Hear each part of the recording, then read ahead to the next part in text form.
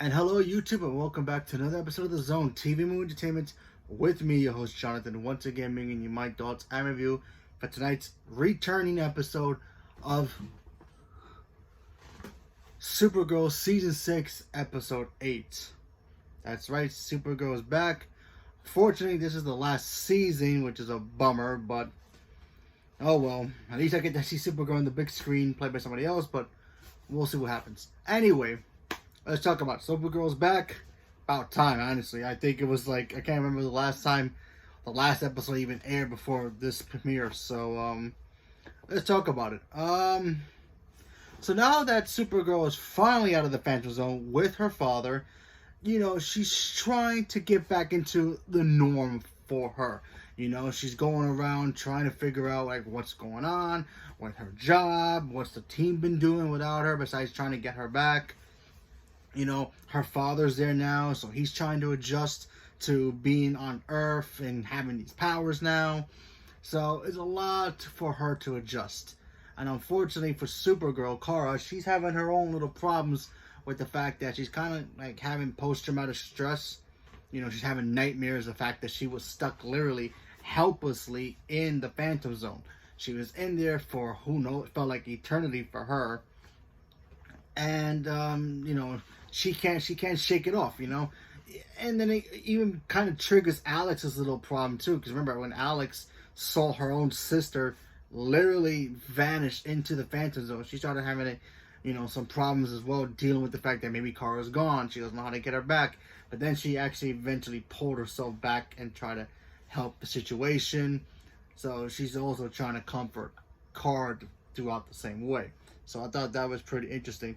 And then, of course, for the episode's main thing, Supergirl's father, the brother of Jor-El, which, by the way, is very different here than he was, like, in Smallville. Smallville, he kind of hated Jor-El, and he just wanted to pretty much take Earth and make it Krypton again. So, nice different change of pace. For now, we'll see what actually happens. Maybe he'll end up turning. Maybe he's actually kind of a bad guy, but we just don't know yet. Anyway, he wanted to fix a problem that apparently the Earth has that might transition for them to actually be what Krypton was and eventually explode and be destroyed. Apparently, all the garbage and pollution that's in their ocean is affecting the planet. He wanted to do the cool thing, the noble thing of being kind of like Captain Planet and just pretty much rid of all the pollution in the ocean. And, he took one of the Fortress's robots, or Clark's robots from the Fortress, kind of tweaked it a little bit, made modifications to be able to absorb all the energy from the waste that's in the garbage that the DEO kind of spilled over, people just throwing out garbage, and just take that energy and throw it away. So that way the Earth can be, live longer, if you understand that reference. Anyway, overall, it was an okay episode. Normally when you want to have a, returning show for like break, normally if this was like, okay, it's been a couple of weeks, it took a break, but Supergirl's been gone for a while, and I get it, the pandemic and all, but still, I kind of wish they would have had a stronger episode. I love Supergirl so much, and I really wanted this to have, get off a good send-off. If this show is going to end for good, give us a good ending to it, And so far, right now, I feel like they're just rushing it right now. I hate to say that, but I feel like they want to rush this show and just be done with it. And I know maybe Melissa Benoist doesn't want to do this anymore because she's a mom now, and that's cool, but passion, please, something. I don't know, I felt this episode was a little weak for a premiere, for like, hey guys, we're still around, come check us out again, This episode would have been better if this was like episode maybe 10, 11, taking a little break, but you want to bring back a show, especially if you're taking a long break, then it comes back, you want to hit with a punch, but I guess they're going to save all the punches for near the ending, I guess. But that's my only negative about this episode. Overall, it was an okay episode. Wasn't the strongest, we're back, kind of moment, but what can you do? Still love it.